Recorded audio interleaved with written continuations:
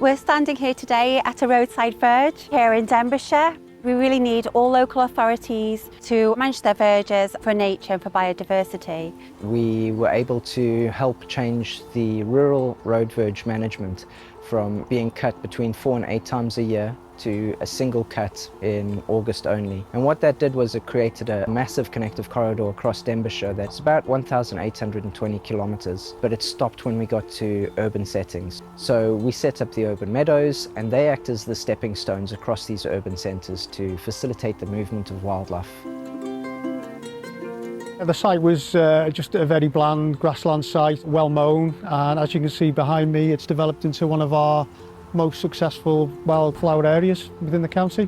It's taken 5 or 6 years to get to where it is now. What we do is we cut and collect the grass cuttings twice a year, and that lowers the nutrients in the soil, allowing native wildflowers to take hold.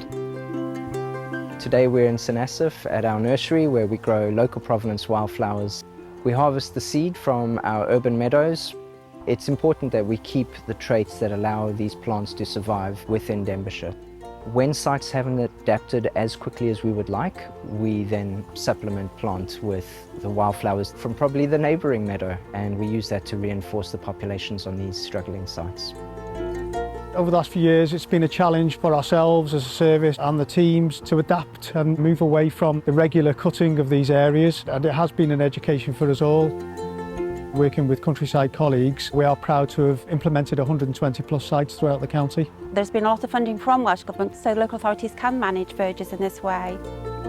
Denbighire's Wildflower Project has helped to open the door to our neighbouring counties following with their own verge projects. We're now looking at a massive connective corridor across Denbighshire and Flintshire, which is then complemented by hundreds of urban meadows. That's our goal, is to produce nature on a massive scale across North East Wales. My advice to other local authorities would be to stay the course, really. There was a lot of negative feedback in the early days, first 18 months, 2 years, and then people gradually see how the areas can develop and what the project's trying to achieve, and gradually those complaints tailed off and people embraced the project. It would be great if people would ditch the mower in their gardens and leave their grass to grow. Each garden that joins No Mow May and continues to leave their garden slightly unkept for the growing season will contribute to these stepping stones that we've created in the county to help move wildlife from one place to another. The more regularly you leave it uncut, and if you follow meadow management, which you'll find on Plant Life's website, by removing the grass cuttings after each cut, you will find wildflowers will naturally move in, and you will have your own wildflower meadow in your garden. Our pollinators have severely declined over the years, and we really do need to give them an upper hand. This is an easy solution. Every meadow counts, every garden joining No Mow May counts. We need our pollinators to give us food and keep us alive.